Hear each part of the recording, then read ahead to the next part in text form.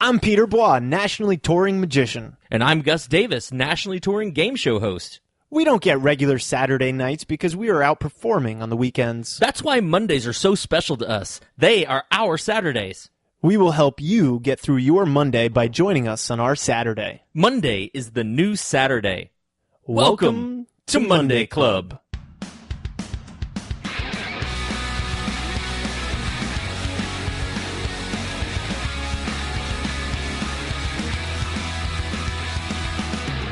Oh, yeah! Need a little excitement? Snap into a Monday! Hey, everybody, it's Monday Club. I am Gus Davis, along with me, as always, with my sultry voice mate, Mr. Peter Bois. Guys, we have an amazing show for you today. Hanging out in the tree fort with us is American strongwoman Mama Lou! We're so happy that you're here. Linsey, we're going to be talking to you in just a little bit. We also want to give a cheers to two stupid criminals and the nicest police force of all time. Also, this week in the news, we talk about robots taking over the stunt world. The Summer Movie Challenge continues, and of course, this week's Teachable Moment. Stick around, it's going to be awesome! Hello, it's Monday! Cheers! Monday! Oh, Finally we a made day it. off. Thank God. Hi, friends! Hello! Hello, everybody. Oh my goodness, that awesome voice that you hear is. Do you go by Linsey or Mama Lou when you're doing things? I guess it just depends on how you know me. We'll go Linsey. Is that cool? My superhero alter ego, my mild-mannered side, is called Linsey. Yeah. All right, that's cool. Well, we'll talk to mild-mannered first, and then you can Bruce Banner out. How about that? Cool. All right, cool. Well, then, that wonderful voice that you hear is Miss Linsey Lindberg, and I'm so happy to have you in the tree fort with us. Hi. Hi, thanks for having me. Yeah, of course. So, Linsey, we did not prep you for this in any way, shape, or form, but we usually do a Cheers of the Week, and we have a Cheers of the Week that I want you to narrate. Can you do that for us? Gotcha. So we're going to show you a video, and then the idea is just for those people who are driving or can't follow along on the video, we just want to hear you explain to them how this thing is going, okay? Okay. This is super easy. Did you send her the link to the said video?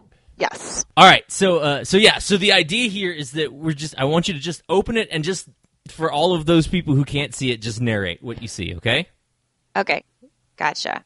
Just hanging out, like... getting my cigs out of the cupboard. I'm working at the convenience store. Oh crap! Somebody's making out while getting whipped on at the same time in the convenience store, and then this half naked guy sprint through the convenience store. Oh, he's trying to get somewhere. Then he's like, nope, rejected, and then he runs back through the convenience store he has no shirt on and a gun pointed at his face. And then he picks up some candy as a weapon. And then he gives up like a little bit. He's down on the ground. And he swings, but that's probably not a good idea. This girlfriend, maybe just a wannabe girlfriend, she's like, oh my God, he got tased. And he has a knee in the groin. This is the making out girl from earlier. What the hell? I didn't realize she was making out with that She random dude. is going in the back. I think she's completing the robbery. I think this is a well-oiled machine. Dude, he broke away. He's body checked. He's running out the door. This is why he didn't wear a shirt, because shirts can get you caught. That's right. That's what I know. Oh my gosh. Okay, there's more hustle. A girlfriend is around the back. She has some pole dancer shorts on, and she is now what the hell is this? She is now climbed on top of the broken down Coca-Cola machine. And boyfriend is not going to give up without a fight. This is I can't believe this dude's been tased and he is still like a rabid bear. Oh my God! Oh my God! Oh, there's the payoff. Chief girlfriend just fell out of the ceiling. And she has decided to give herself up to the law. She is missing one shoe. And she fell out of the ceiling. Ladies and gentlemen, this has been a reading from Linsey Lindberg as your narrator. Well done. Well done. Oh my goodness. That is one of the most hilarious things I've seen in a long time. Oh my goodness. I didn't realize until you said that girl, I think, jumped on some random bystander and was straddling. And I think she was trying to make out with him, right? Yeah, I think okay, so here's the backstory on this video for all of you who are still with us. Here's the backstory. These two guys are criminals. They had stolen a credit card, and they're trying to pawn off this credit card and steal money, basically, from this convenience store. Convenience store recognized them as criminals, called the police, and then the Benny Hill shenanigans ensued where they tried to get away. Police came in, girlfriend tried to pretend that she wasn't with dude, started making out with that guy. Guy takes off his shirt, greases up his chest in baby oil so they can't get him. Because apparently these cops just don't shoot. Like, if this was my neighborhood, that's 2 dead people. I mean, this is a case closed, right? Like, everyone is getting murdered in this situation, but these cops are trying to wrestle this oiled down naked guy. And yeah, in your reading, of course, this dude has his shirt off. He's running around. Cop has a taser pointed right at him, and he picks up a bag of, I believe they're nuts. I'm going with pistachios. Yeah, I think they're pistachios. Picks it up off the end cap, and it's like, bring it on, bro! Bring it on! Finally, he's distracted the cop enough that girlfriend in, what did you call them? Pole dancer shorts. Pole dancer shorts. Comes around and tries to hide in the back room from the police, but she realizes there's no good place to hide, and then the genius that she is kicks in. She's like, oh, I've seen this on Mission Impossible. So she climbs up and gets into the air ducts, trying to crawl through and out of the store through the ceiling. Now, this isn't a movie, right? This is like closed-circuit TV, but you couldn't have framed it any better because the closed-circuit TV captures the moment where the cop is trying to escort oiled boyfriend, out of the store, and all of a sudden you see the ceiling collapse as she falls a story, right in frame, and crashes down into the convenience right onto store. The stationery, right into the stationery section that nobody goes to at the convenience store. I want to be in the courtroom when they're watching this video with a judge and saying, okay, now explain yourself. Because they were in it to win it. All I know is they had thought this through, and they had a plan. Masterminds. This is quality. I can watch this video with the Benny Hill theme song playing playing as they're going back and forth and around, or I can watch it with the Mission Impossible theme song playing in the background. It's equally as entertaining, no matter which way it shakes out. Anyway, look, Monday Club. First of all, raise your glasses high to Linsey for narrating, and second of all, to these 2 jack clowns for trying to escape the police by any means necessary. Cheers to you. Cheers. Cheers. Oh, man. Thank you for finding that, Gus, by the way. You're welcome. So this week, I am drinking cold brew coffee. I love cold brew, and it's way less acidic. I think it tastes better. There's a lot of benefits to cold brew, and it's super strong. And so I put some of my cold brew with some ice and a shot of Irish cream in here to liven things up today. Nice. Cheers to you. Yeah. You know what would be even better? If I threw a little mint in here and muddled it, so it'd be like a pepperminty thing. You're flying too close to the sun there, boy. I'm gonna fall. All right, I'll stop. I'll stop talking about this now. Yeah. I mean, what do you want to have corner the market on flavor? Come on, man. Come on, leave some for the rest of us. Linsey, what are you drinking? I'm drinking coffee from my house, and I added in some extra shots of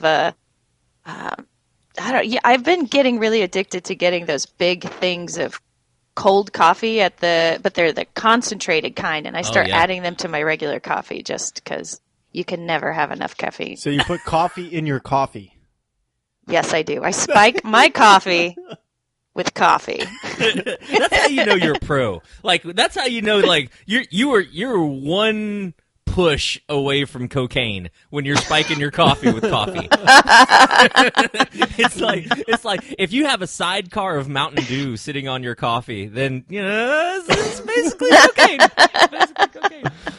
This week I am enjoying. I had a rough last 24 hours, and I am sitting back and enjoying a Kentucky Mule. It's a Kentucky bourbon mixed with some ginger beer and a shot of lemon, and it is delicious and refreshing. So while my friends are, drinking coffee and waking up, it's a cry for help. We're here for you. We can turn this into an intervention if you need it. No, it's good. I'm fine. There's nothing wrong. Well, thank you guys out there for listening to Monday Club, being part of the club. Check us out, MondayClubPodcast.com. You can sign up for our newsletter. We put out exclusive content for you guys. We just put something. Gus, you had a Microsoft Skype rant that you went off the chain a couple episodes ago, and it was just too vulgar for Monday Club.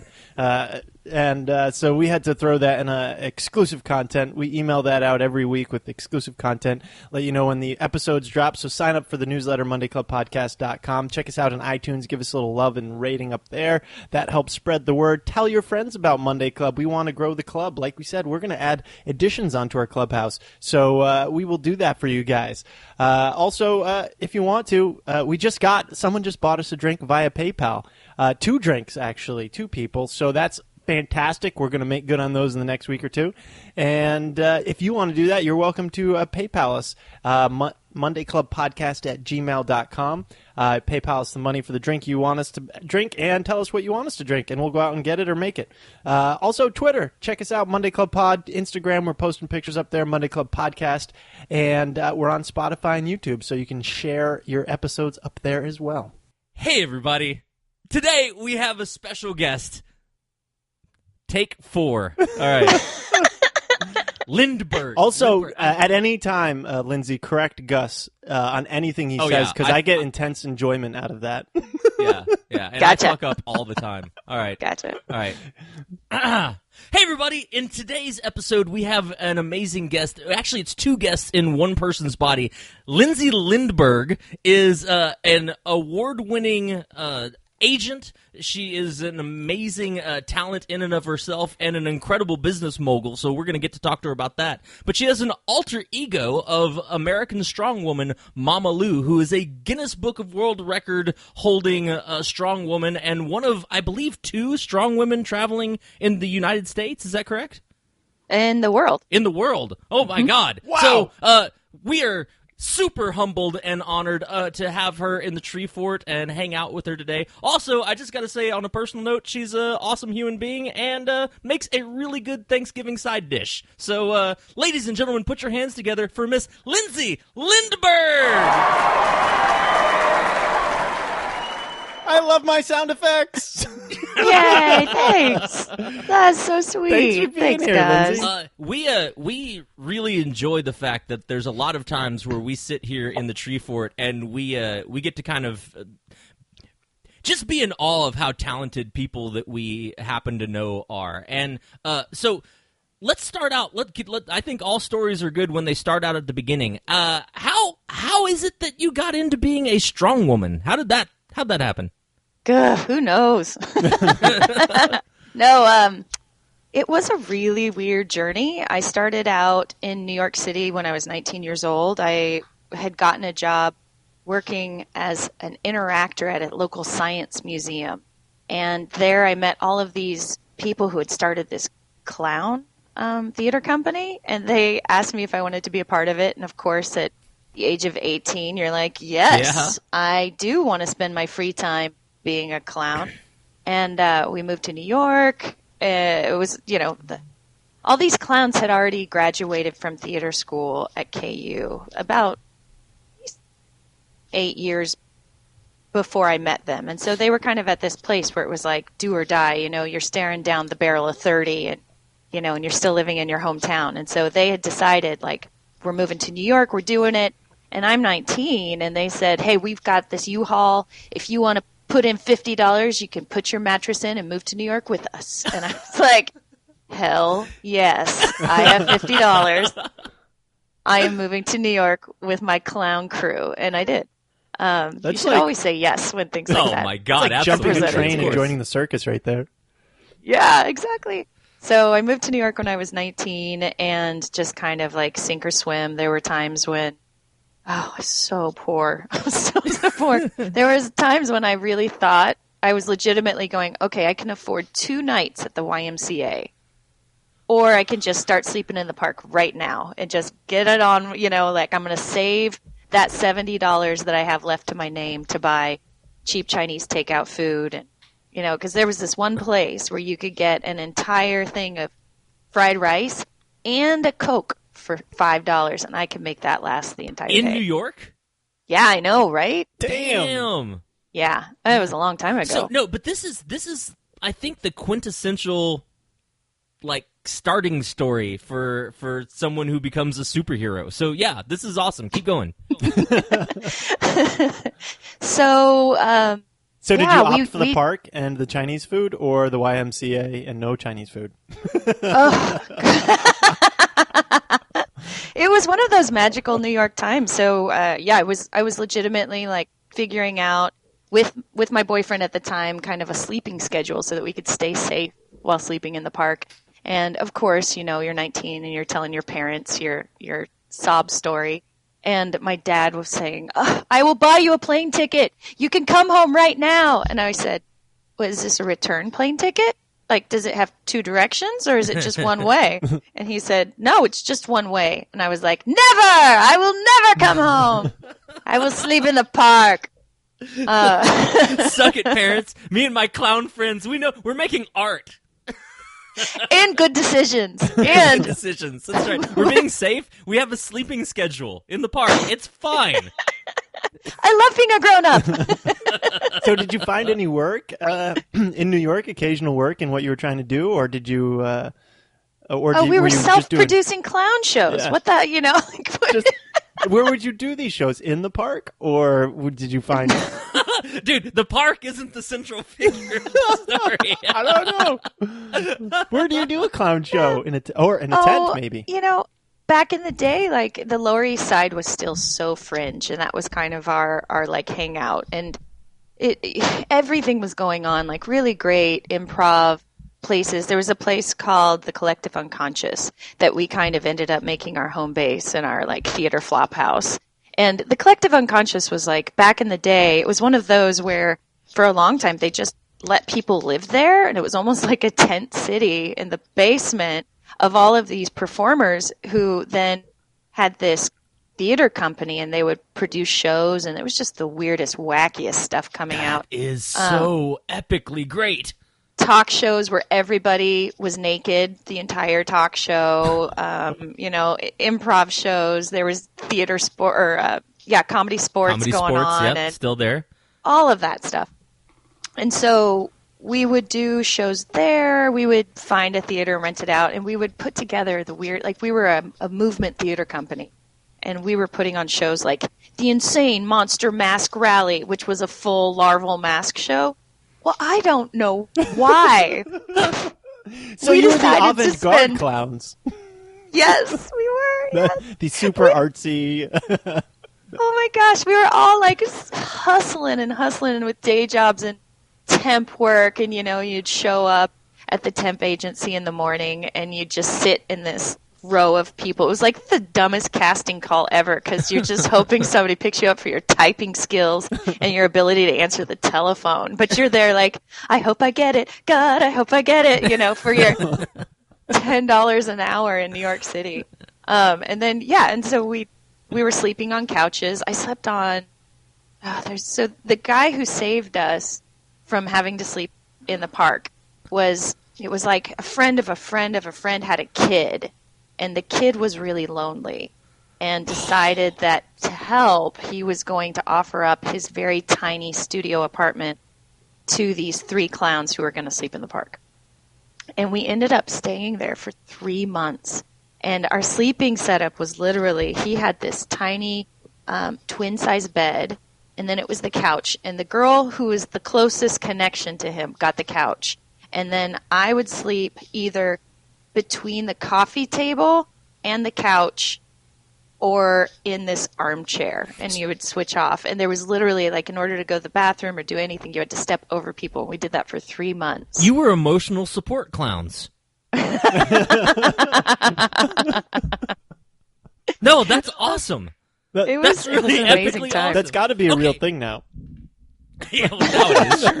You know that. Yeah. That would be great if Monday Club got sued by emotional support clowns. that would be a pretty good ending for us.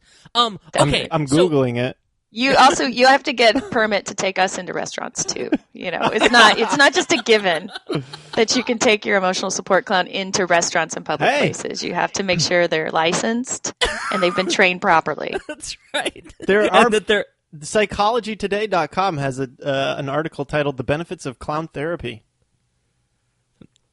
There you go. You know, they are using clowns. They have hospital clowns, and you've got clowns without borders who are helping refugee children kind of find play again. So it's a hilarious concept, but it's true. People are using clowns in therapy and to help heal stuff. Okay, so how did you go from that to, like, when did the strong woman, when did that character come into play? So I was dating a clown at the time, you know. So obviously I have a penchant for dating clowns. Whatever happens young in your life, you know, becomes a fetish, and then, you know, I'm not into the clown in the bedroom kind of thing, but I cannot help but bat my eyes anytime somebody who's a clown or comedian just crosses my path. I don't know what it is. So they don't have to be in makeup? No, I don't think I've ever dated a clown who really, truly wore makeup. Oh, okay. But so I was dating a clown at the time, and he wanted us to go start doing ships together. And I was trying to finish up my undergrad degree, because it was just one of those things. I thought, if I don't just do it now, I'm never going to go back to it. Uh-huh. And I guess I just wasn't fast enough. I don't know. Anyhow, he went down to San Antonio SeaWorld, took a gig, and then just never came back. And I was heartbroken. And, you know, I went into this whole, like, I'll show him. I'm going to be so amazing. And I just kind of, you know, heartbreak can do a lot of amazing things for you. Either it'll destroy you as a person, or it'll show you what you're made of. Uh-huh. And I just decided I was, you know, the best revenge is a life well lived. And I was so devastated because I felt like I had my circus dream taken away from me. Uh-huh. And then I realized, no, nobody gets to take that away from you. If that's what you want, you make the choices to change your life and you go for it. And so I auditioned for a couple circus schools in Europe because I had this plan that that in Europe they actually will give students money to live and go to circus school at the same time. So I was like, oh yeah, I'm going to beat the system. This is going to be great. Yeah, except I was so not ready. I mean, I went in for these auditions and it just was a complete joke. I don't think I've ever told this story on a public podcast or anything, but so at this audition in Toulouse, France for their circus school, I went in and you had to do your circus thing, and I was doing an aerial tissue, and I wanted to do comedy. I was so still into the clown stuff. I was like, I'm going to do clown and aerial work. It's going to be so great. Yeah. Which, you know, I was really ahead of my time. I've had those dreams as a young magician, being like, I'm going to combine this and this, and it's going to be the most amazing thing, and they never should ever be combined. No. You ever seen mouth coils pulled from a lion's mouth? Exactly. And so at the time in New York, I had started finding my voice as a female performer by doing burlesque. And I was getting to be really, really known and doing fun shows and had a big repertoire. And so I go to this audition in France, and you did your circus skill, and then you had to do a theater presentation. And so I was like, oh, here we go. burlesque clown and like just my life story. So I literally did an interpretive burlesque piece. Starting as a clown, stripping down as a business person because I was working in an office at the time. So I started out in this like sexy business lady suit, and then I strip all of that off, and I think I was a clown underneath, and then the transformation.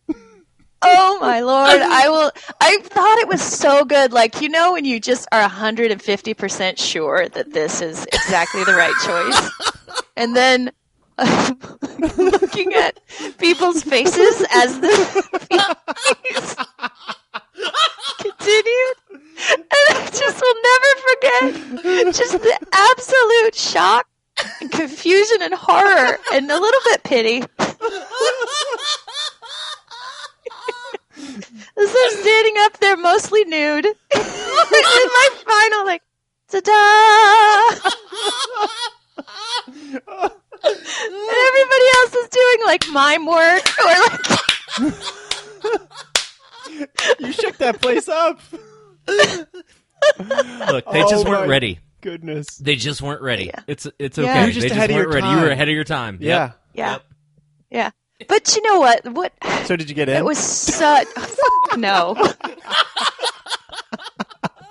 No, not even called back. Not even called back for the next day. Hey, but listen, I'm sure you were famous there. You know. Listen. You're old enough now, like you're at a space and a time in your life that you can look back at that and know that there is someone who is on that panel that would remember you by name without so missing true. a beat. Oh my God, who still tells my story at cocktail parties to this day. Oh my God. All right. Yes. All right. And laughs as hard as we are. Well, thank you for sharing that. Yeah. That was epic. That was really epic. Oh, I love it. Bare. Just laying it bare. Just, you know. God, There's I a love certain Nick Club age so much. when you just I don't know, like you don't have anything to prove anymore. There's no more sculpting that you have to do to like some image of yourself. Right. You know, I don't know. I'm turning 40 in the next couple years. So I'm kind of in that weird like midlife crisis zone where you really are kind of like looking at who you've been, where you're going and all of that kind of stuff. And there's something so delightful about just putting away all of the concern about how other people see you and just realizing that the richness of the story that you have lived and all of the foibles and all of the ways that you were an absolute asshat is exactly the stuff that, you know, you need to be sharing with people because Yeah, I feel like it's a different person. That's how I compartmentalize it in my head. I'm like, oh, that was like young, stupid Peter. And now I can tell that story because that's not me anymore, right? But it is me. I'm just maybe less stupid, hopefully. Just I don't know. I think those moments where you can look back on and from the place that you are now, that you've gotten to, and you can look back on those moments and see yourself as you see yourself now. And I think it gives you a certain freedom and power because you'd like, if you could survive that and still go on and have a wonderful life, then like what's gonna stop you? You know what I'm saying? Like it's like, look, I've flown to France and stripped from businesswoman to clown and got auditioned and literally they didn't even bother to score me. They were like, you are not for this school. If you can go from that to where you are now, where you own your own agency and people have to audition for you, like that's a powerful story. It's like, look, kid, you got to screw up sometimes, and you got to make those kind of bold and rash decisions so that you have the background and knowledge and comfortability with yourself that you can go on and do some amazing things. So, yeah. That's really cool. It's exactly right, because so I came back from that audition and I was broken. I felt like, oh, maybe I am not a good performer. Maybe I don't deserve to get to keep doing this. And I started looking at my other options, like, okay, well, I could go to grad school. I could go try to get this job. And then I just had one of those moments of realization that has absolutely changed the direction of my life, which was you don't need to ask permission to be amazing.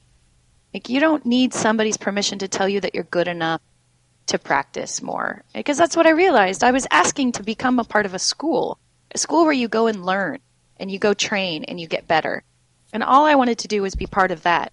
And I thought, well, if that's what you're looking for, is a space to train and get better, you don't need permission to walk through their doors to do that.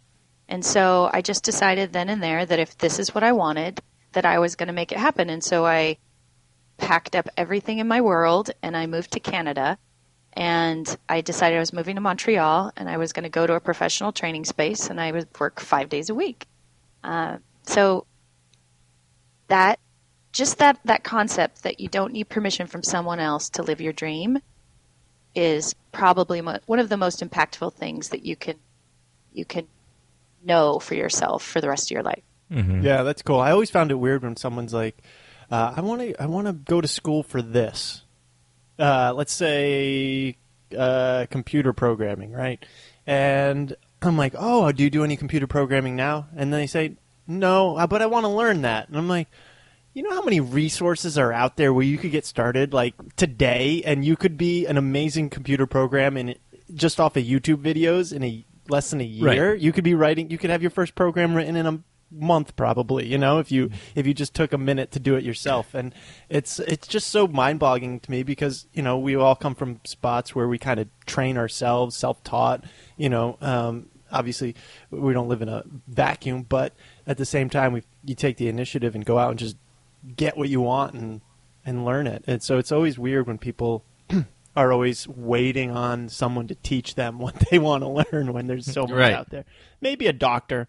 I'll give doctors and like lawyers maybe a pass on that whole, because if you start doctoring without your doctoring certificates and stuff, that might not be good. I'm just saying, I wouldn't go to you. Now don't you go doctoring. Nobody didn't need no doctoring yet.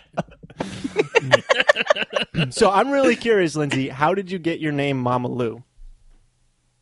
So Mama was about the power of the feminine and about the woman, and that women kind of are their most realized and strong and all of these things that make them wonderful as mamas. And so it was about finding that power of the feminine. And then Lou was always my nickname when I was a kid, what my mom would call me.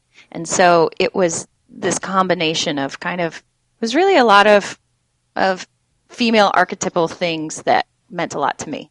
Nice. Very cool. Back to your origin story, did the strong woman arts, did that come in Canada?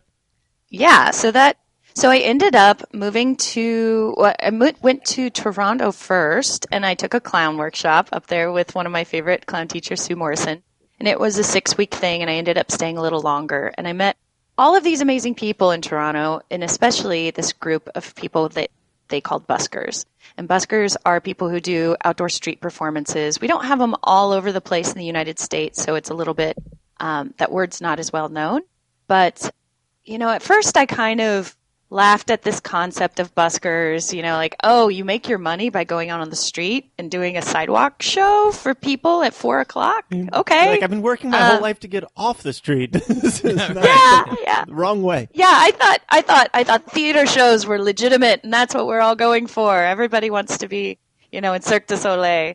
But I would hang out with them and we'd drink pitchers of beer in the pub and I would just hear these amazing stories about incredible characters, people that you just would go, this cannot be a real human being. But they would, have the best accents and these just wild madcap antics of running around the entire world in different cities with this vagabond group of performers.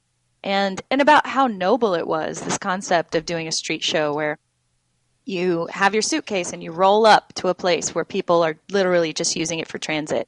And you set up this magic and you put up a show that lasts 45 minutes and you create something that's alive and you collect people who didn't ever expect to stop their day and watch it. And everybody's laughing at the same time and breathing at the same time. And you've actually created this piece of community that heals people for the day. I think we feel so disjointed so much in our lives. We don't actually stand and breathe next to the people in our own cities anymore. And then as soon as it's over and they pay you what they think you're worth, you collect all of that money, and then the whole thing gets washed away like a sand mandala at the end of the day. And you turn around after you've packed up your case, and there's no evidence that it ever existed. And there was something really romantic and appealing about it. And I also went back to that idea that I don't need permission to practice to get better. And I just was like, you know what? I'm going to practice right here. I'm going to practice on the street. And so at the time, I was still trying to be a professional aerialist, and I thought, okay, well, all right, I'm going to do a street show. So what skills do I have? And I was a really, really bad to mediocre juggler. I actually bought juggling knives, and I would practice without any shoes on because I decided that was going to be the fastest way. Either I'd get good or I'd lose toes. I practiced 3-ball juggling over my bed because I didn't want to bend down any longer. This is the amount of commitment you can tell I have compared to you to juggling. You have the dodgeball coach mentality for learning to juggle. It's like, well, if your foot can catch a knife, then so can you. Like, if you can dodge a wrench, you can dodge a ball. That's right. That's exactly right. Yeah. My roommates thought I was insane. Basically, every roommate I had that entire 10 years of kind of finding Mama Lou and developing her, every single roommate I have has insane stories that they probably also still tell at cocktail parties. Love it. So I started thinking through my skills, and juggling knives wasn't quite ready for public consumption. Did you cut Hey, a toe can I off? use your kid? No, I did bleed a few times, and so then I'd have to wear flip-flops for a week until it would heal. But that's how that works. And they're blunt too. They're not sharp knives. So that's a gash. That's not just like a paper cut. But because they're heavy too. They're heavy, and if it comes down, it's like being cut with a spoon. You know, that's a lot more painful than a slice of a ginsu. You know? Yes. Yeah. So I was just in my head. You know how sometimes you're thinking something and you don't. Yeah, I would practice on top of right at the front door on the front door mat. Maybe because it would be easier to clean up the blood. I don't know why. Why is there a Just tarp under remembering that. this? Oh, in case I die, you can clean my body up easier. So I was thinking about all the different skills I had, and I was like, okay, well, I'm a clown, and I was just imagining me trying to go out on the street and do clown shows for people. I was like, that is not a good idea. I'm like, okay, well, I'm an aerialist. I can put up a rig, and I thought, oh my gosh, can you imagine if there's some summer thunderstorm that comes through, and I'm a lightning rod, like a bolt of lightning comes, and I'm just like, I'm that cartoon cat. Ta-da! Or just think the whole thing. I was imagining me being up there, and I've done some amazing skills, and I've got a bucket of money on the ground, and then basically those two yahoos who came through the convenience store come and sweep in and all oiled up, and they grab my bucket of money and they run away. I was just like, that's not a good idea.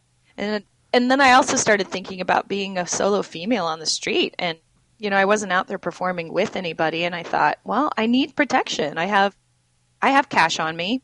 Uh-huh. And I'm out here and I'm ready to be picked on. Yeah. So I thought I need a persona that's going to intimidate the alley thieves and the. Did you ever entice them by your persona? Because some guys or girls will be like, "Oh, so you're strong. How much can you bench?" And then all the time. you get that all the time. Yeah, that's do the they dark wanna, like, side arm of being wrestle a you strong all the woman. time? Like, let's Yes. see how strong you really are.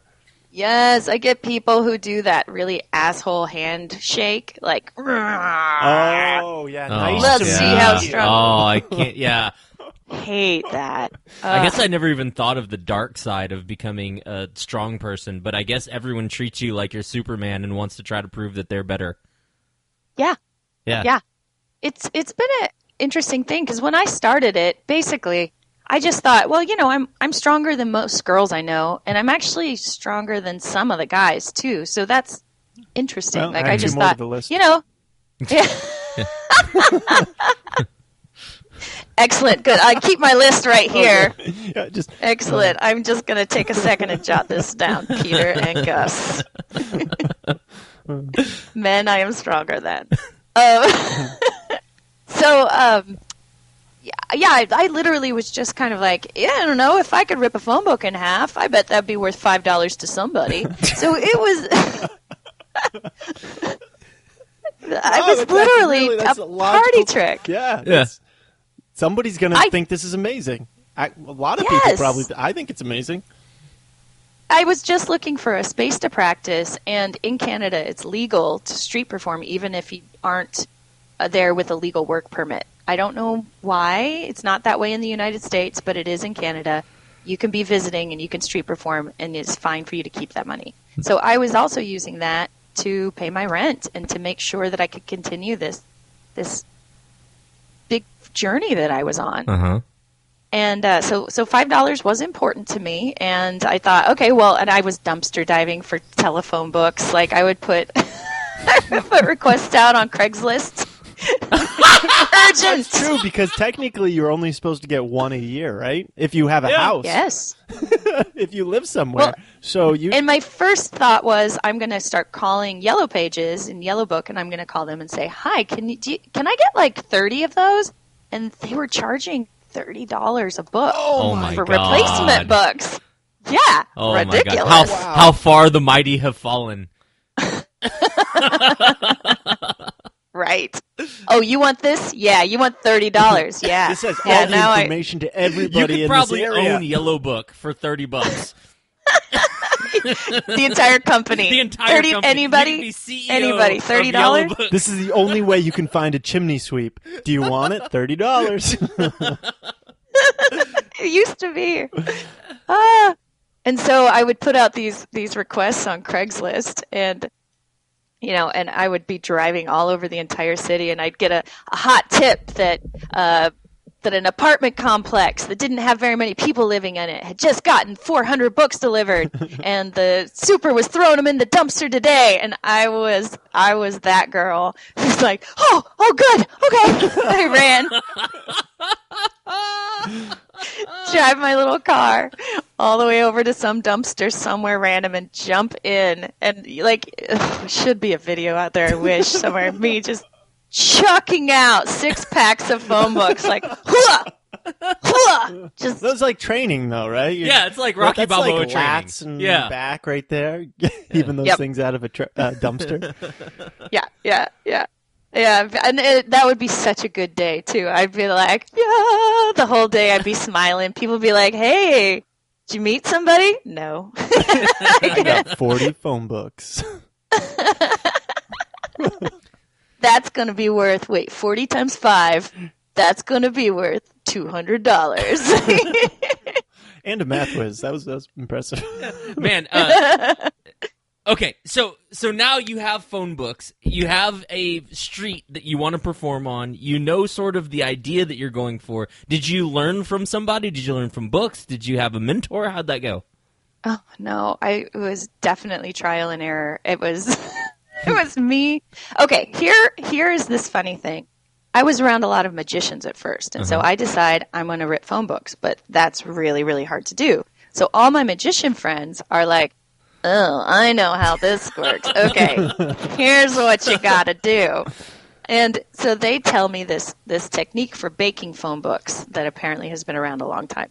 So my first month, I decide I'm going to bake all of these 40 phone books. My bounty that I have collected out of the dumpsters, and I take them back to the apartment I'm staying in, and I'm trying to follow the directions, and the internet is still new at this point. Like, y'all remember before the internet was actually what we know today. Right, yeah. Now you can type in baking phone books, and you can get days of pages for it. But I bet when you first... You can get days of videos. Yeah. You can get funny videos, serious videos in Russian, videos in Spanish, But everything. Baking phone books was probably not on there.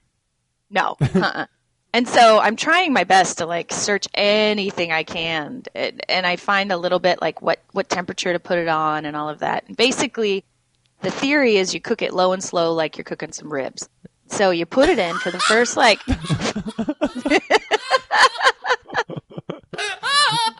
Gus, you're from Texas. You know what I'm talking about. Yeah, I do. No, what actually just occurred to me was that you were talking about all the roommates that you have, and I just can picture your roommate talking to her dad on the phone and being like, "No, actually, she's not standing in the hallway juggling knives. Now she's sitting in front of an oven for 4.5 hours with phone books that she found in the dumpster." And they're in the oven. Yeah. In the oven. No, she wants to do something and have somebody pay her $5 for ripping the phone book. And the dad's like, well, you know, they're worth $30 on the street. If she just sold them for $25, she could make...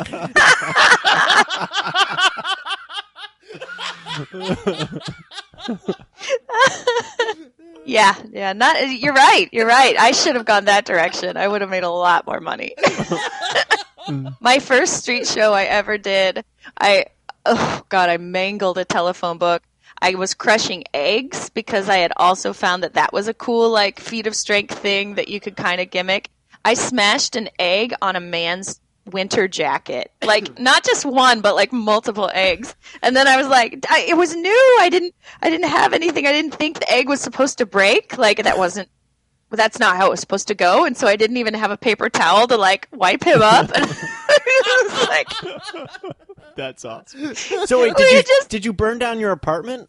I'm on a cliffhanger here. What happened? No. So did you figure out? Oh my gosh! Did you figure it out? For 15 minutes, you put it in, and then you're trying to wait for the glue on the binding to start loosening up because you've got to save the cover because you don't want the cover to look burnt. So you go in about 15 minutes later. You slowly peel the cover off, and then you lay it down in your living room flat because then you bake all of these stacks and stacks, like the entire day. I just baked pages of these.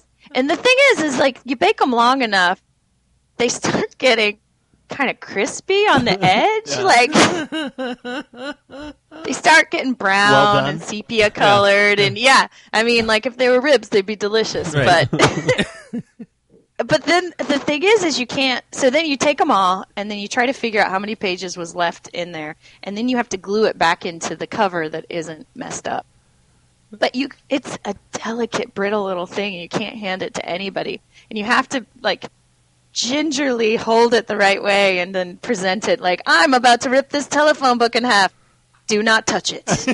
No one touch this. Now you know that's how except magicians for feel. me. I'm going to do this with this, but you can't touch it. You can't touch the deck of cards. You can't do anything. So, it helped. It made the. Well, it did. The ones that I've really overbaked, then it just crumbles in your hands. There's really And no then you're payoff. like, bow, mortals! Bow to my strength! You're like, I'm Supergirl here. I'm not. Where is my $5? This took me 8 hours to bake. Give me $5. Nobody was impressed. And so I realized that was never going to work, and I'm imagining my career 10, 15 years down the road. And my friend had told me, I was like, how am I supposed to do this if I go to a festival, if I go to Australia? How am I supposed to do this? And he said, well, you're just going to have to put that in your tech writer that you have to have a hotel room with an oven. And I'm just imagining, instead of like going out for drinks with all the other performers and having a blast, like, hey, we're in Australia, let's go to the beach. I'm like, no, thank you. I'll be here in this kitchen. I've got some baking to do. I just sounded so sad and awful, like I'd painted myself in this rotten corner.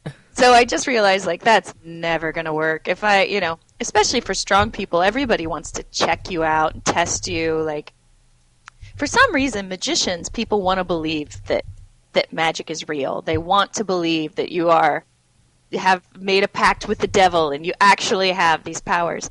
But when you talk about somebody being strong, especially a girl, it absolutely baffles people, and they don't want to believe it. Really? And so they're always like, yes. this isn't. No, they're always thinking there's check out trick. Any video that I have on YouTube, anywhere on the internet, and look at the comment. Yeah, those comment sections are cesspools of humanity's worst side. Right. But it's not just that. I get it in person at every single show. Wow. And so So anyhow, going back to that, I realized that I was never going to be able to make something of this idea of being a strong woman if I wasn't able to do every trick legitimately. A, I was going to waste too much time. B, I definitely was going to get cancer from all of the carcinogens from those burning pages, all that glue. I was. I'm sorry. Go ahead. And I just realized that if I was really going to stand in front of people and say, I am extremely strong. I'm not saying I'm stronger than any one of you in particular, but I'm really strong, and this is cool. Let me show you what I can do. That if I was going to stand up in front of people and do that and ask for $5, then I needed to be able to do these things legitimately. So I changed course. I told all my magician friends to piss off. They could keep their balloon swallows and bakery and crockery to themselves. Yeah. And I just decided from then on that everything I was going to do as a strong woman would be legit. Wow, that's incredible. I was going to ask you about that, but I didn't know if it was kosher to ask you about, because, being a magician, I know, there's a lot of ways to fake and gimmick things and stuff. So you don't do any of that anymore. That was your last. Nope. Wow, that's impressive. Yeah. You're the real deal. Yeah. All right. Yeah. Well, I know you were the real deal, but when someone says you're doing an act, it's an act. I'm not like I'm the strong woman act. I don't like those people that want to arm wrestle you, and I'm like, let's see the act. Let's just see the act. This will be fun. So I was looking at some YouTube videos of you, and I erasing all my comments, and then I saw one with you ripping a deck of cards in half. Mm-hmm. So that's legit. You're 100%. You would be so Mr. Magician. Can you imagine? You're like, and I'd like to introduce my friend Mama Lou. Mama Lou, I've got this deck of cards. Give them to me. That's very impressive because I've worked with cards my entire life, and just springing them from hand to hand, you got to, the thicker cards especially, you get a little harder to spring. That's maybe I'm just super weak, or you're super strong, probably. But that's impressive. So both can be true. The video said you were breaking a world record with the cards. Have you done that? I don't remember what. I didn't look at the date of the video, so I don't know how recent it was. But so, what is the record you hold for ripping cards in half? So I believe I still hold it because Guinness doesn't tell you if somebody comes in and breaks your record. Oh, no. But I believe I am still the current woman in the entire world who's ripped the most deck of playing cards in half in 1 minute. And the number I had to rip in half in 1 minute was 5 full decks. What? Damn! I can't open 5 decks in a minute. Like, that's not even a joke or trying to be funny. Like, that is legit true. So wow. That's awesome. All right. You have how many? That's how many incredible. Guinness records do you hold, or have you held in your career? I've gotten 5. That's what I thought. Yeah. Wow. What are the other 4? I got 2 for crushing apples in my biceps. Oh, I saw that video, too. Those were in too. a row consecutively.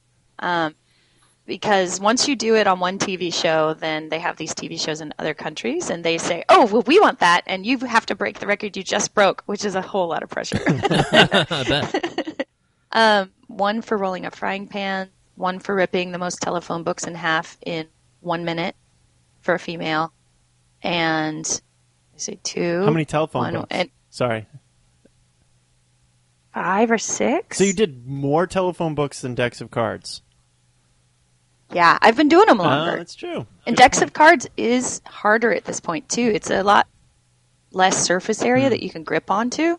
So it's pretty tough. Like, when you can get your whole hand in it, it really depends on how much power you can use from different parts of your body. And a lot, I try to call on core muscles and back muscles and things like that. And it's a lot of grip.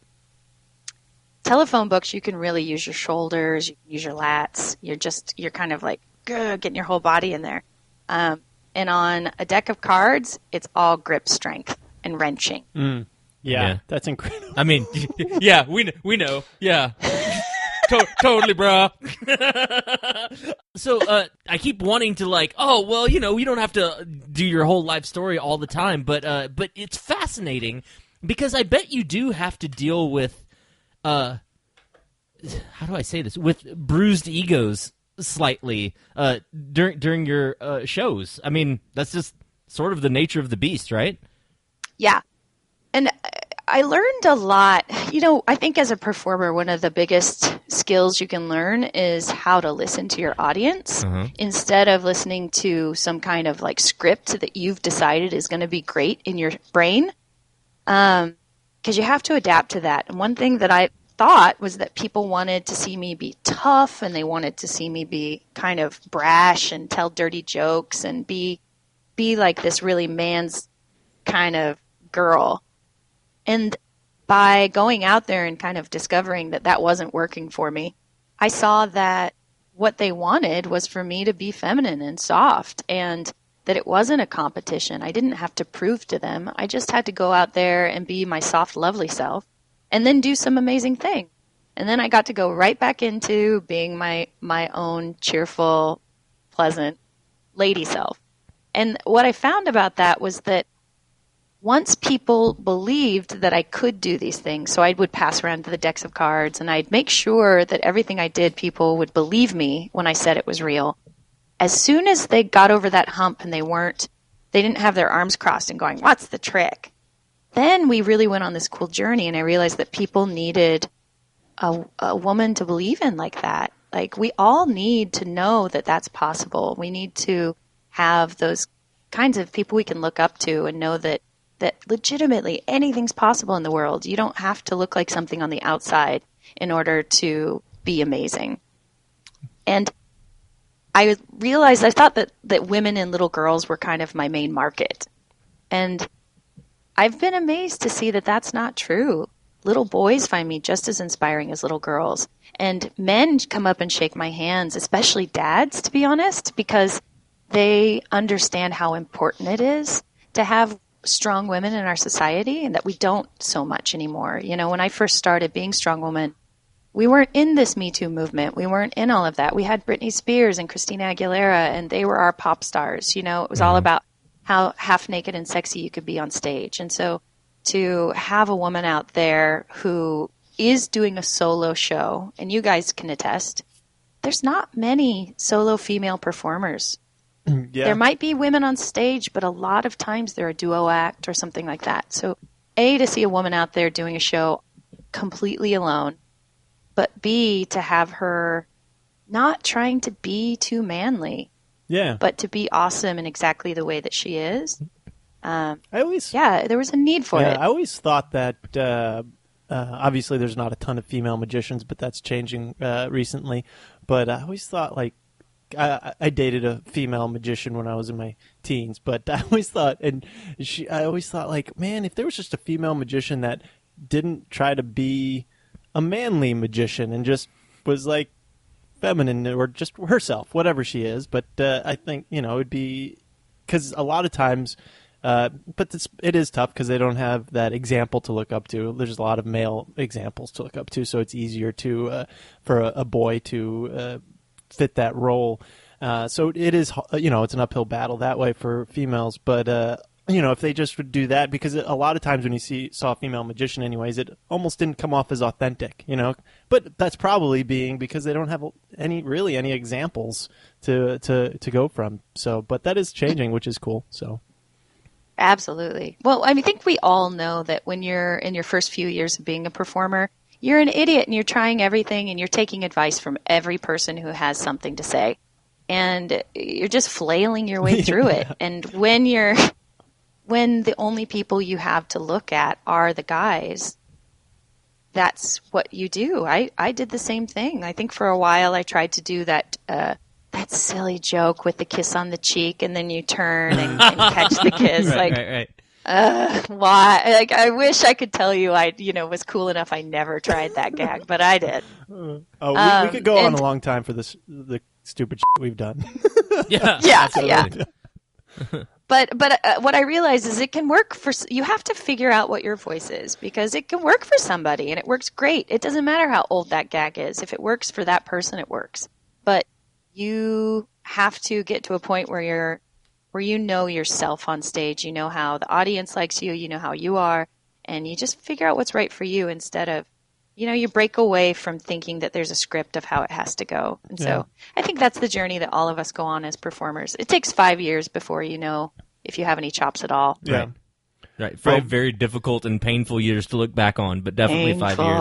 Well, that's awesome. So look, I'm really sorry that this is we didn't bring you on to do a long interview, but it has genuinely been fascinating to hear your story and to give it the respect I think it deserves. Can you finish it out with the arc of how you went from being a busking sideshow strong woman to what you do now? Yeah. Okay. So for about 12 years, I traveled the world and just jumped from continent to continent, being a strong woman, breaking things. Mm-hmm. And let's see, I guess I had an accident, and it's funny because as performers, we never really get injured doing our thing. We get injured in stupid ways. So Right. it was a moving day. I was like juggling knives? I was just moving. Nope. Yeah. No protection. You just put on No. flip-flops, you're good. No, moving Totally day takes fine. you out. Totally fine. Yeah. Learning how to hammer nails into a board with my fist, totally fine. Never went to the hospital, but moving day. Jeez. I was in the back of a truck, and my friend who was helping me move, I was sitting there and trying to hold stuff on because it was a really short distance, so I didn't tie it down. And he was backing up. He started backing up into a car. I picked my feet up, thinking he was going to stop and would know what was going on, and he didn't. And my foot got trapped between the back of the tail gate of the truck and the other car, and it just kind of compressed it like an accordion. I'm holding And my I was breath. This is terrified. Terrible. I heard it go pop, pop, pop, and I thought, oh, that is when it broke. And it was right before summer season, and I had a huge summer season. I was newly divorced. I was, trying to figure out. I was brand new in Austin. Mm-hmm. I didn't know anybody. And I was just thinking oh my gosh, this is how it all falls apart. If there's no backup for a strong woman, maybe jugglers and magicians and stuff, you can call your friend and say, I really need you to sub for me. I know it's not ideal, but can you please sub? There is nobody I get to call. Right. Can you just take the show over? I heal, it'll be fine. And I knew that if I did do this full season, A, I wouldn't have any money to pay my rent, and B, I was never going to get hired again. I would have a bad reputation. And so I talked to the doctor into just kind of he said it was okay. Nothing was really broken. It was a lot of tissue damage. He gave me one of those gigantic soft cast boots that you put on. Air casts, yeah. And my mom is a costumer, and so she helped me create a fake facade that matched my knee-high Converse. So I had one regular size lady foot knee-high Converse and one jumbo ass-kicking knee-high Converse. That's great. And I did my summer, and it was the same thing as juggling knives. It was get good or die. It was do this or die. I mean, I think when you're a performer, it's just, I don't know why we do. You just do it or you don't, right. And you do. Yeah. So anyhow, that was a moment when I realized that, yes, that didn't happen in my show, but arms aren't meant to be nutcrackers. I started feeling the effects of tendonitis and of arthritis, and I know that that's coming down the pipeline. You don't rip decks of cards in half for 15. You're going to... Yeah, I injured myself with my keep one doing attempt, it till you're tired. Yeah. So I just knew there had to be a plan B. This has been wonderful, but you don't become 55 years old still, run around and do this. And so I decided I needed something else, something that even if I got broken, I could do, and something that helped other people. So my goal when I moved to Austin and started my agency was I want to help other people pay their rent with art. I want them to not have to work at coffee shops. Austin's becoming so unaffordable, and all the artists are having to move out of town. And so I started working on busking advocacy in Austin and started the agency to help people I started also working on raising the scale of pay of what performers were getting in Austin. Nice. And what's your agency called? It's called Artisan, Oddities and Entertainment, and we are everything you never imagined. Nice. And That's I incredible. also want to say you have one of the best Instagram accounts. It always keeps me very entertained with all of the Mad Hatter artists that you have out there going out and doing amazing things. And it's an award-winning agency. What was the award that you guys won? We just won Best Specialty Entertainment in Austin, and we just won an award in San Antonio as well for Vendor of the Year. And we're up for 3 national awards for our work this past year. They're called Esprit Awards for the ILEA group. And so we're quite excited. Fingers crossed. Oh, yeah. The big entertainment one that we're up for is Best Entertainment between $25,000 and $75,000. We did a really amazing event in a haunted train station. That was pretty Ooh, fantastic. That's cool. Well, look, you Yeah. get the Monday Club bump if that matters to you. You got the Monday Club bump from Thanks, us. yeah. Absolutely. How can people get in touch with you or support you or find information on you? Well, for Mama Lou stuff, I'm slowly sliding and transitioning out of that, but I will be at the Nebraska State Fair at the end of August. If you happen to be anywhere close to there and want to get some destruction action with a side helping of polka dots and smiles and giggles, you can come see me there. Or if you need entertainment, we travel all over the world. We just got a request to come do the PPA in Atlanta this coming year. Actually, I need to email her back. And you can follow us at Artisan Oddities on Instagram or Facebook and just kind of see all the magic that we're creating. That sounds All right. wonderful. And what about Mama Lou? Does Mama Lou have a website? Yeah, strongwomanshow.com is the website for Mama Lou, and there's a ton of stuff up there. There's a kids club. There's actually word games and stuff that I made. Strong Woman word games. Very fun. Peter, Yeah. you want to go do some word hunts, I do like those. some crossword puzzles, all the stuff that my fans really are begging for. It doesn't It's require strongwoman.com? extra strength, does it? It just can use a pencil. Strong Woman Show. Okay. Yeah, strongwomanshow.com and artisanoddities.com. Wonderful. Well, we've had such an amazing time chatting with you. We've used up all the time with all the other things, which is great because this was way better than all the other stuff we had planned. Yeah, absolutely. Yeah. Oh, awesome. Yeah. Yeah. Teachable moments. All right, Monday Club. God, My just teachable tear moment. comes down. My teachable moment this week is a book recommendation. The book recommendation is The One Thing by Gary Keller and Jay Papasan. And this is kind of like a business and life kind of book. And it's all about what is the one thing you can do today that's going to help you accomplish your goal, because we get bogged down with lists of things to do and everything in our life trying to take priority. And, maybe you need to do your accounting books, but you know what? What is your goal? Is your goal to get more shows, or is your goal to get that promotion? And is that busybody work actually going to help you achieve that goal? So it's all about prioritizing and finding that one thing that's going to help you be more productive and more successful, or whatever you want. Maybe it's a family goal. I want to spend more time with my family. So what is the one thing I can do today that is going to help me accomplish that goal? And by prioritizing, anyways, I'm summing up the book, but you should still read it or listen to it. I listened to it. And so you kind of prioritize what's most important to the goal, and you do that first before anything else, and you will be more productive than you've ever been before. And so, yeah, go out and check out that book.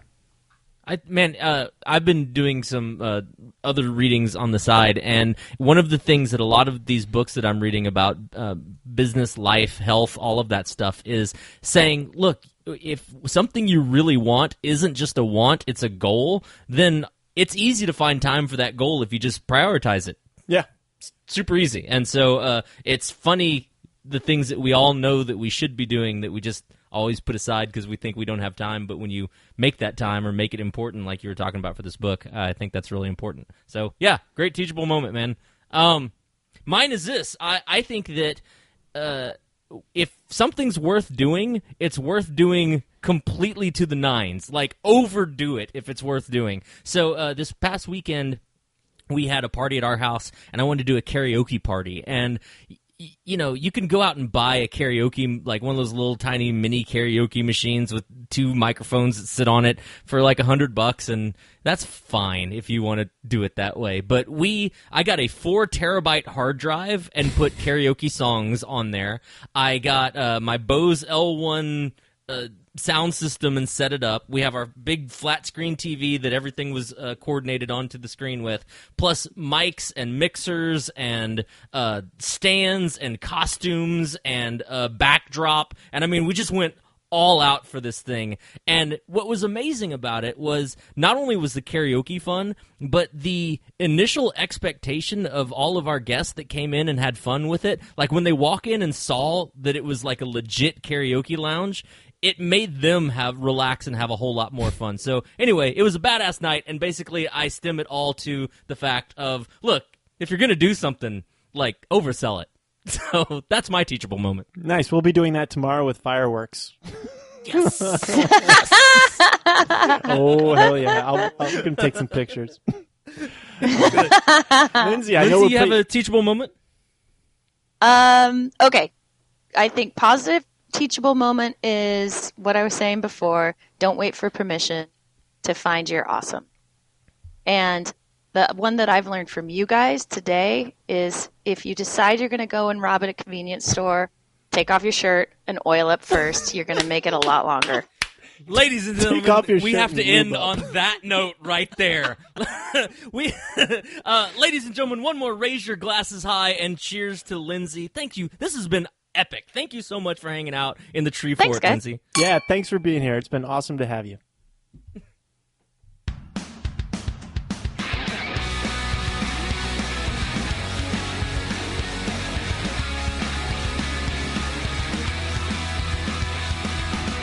We cannot thank Linsey Lindberg enough for her time here in the tree fort. Thank you so much, Mama Lou, for hanging out.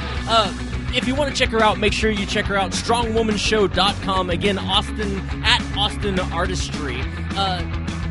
We also want to make sure that you guys know that we love you. Follow us on MondayClubPodcast.com, Facebook.com/MondayClubPodcast, Instagram @MondayClubPod.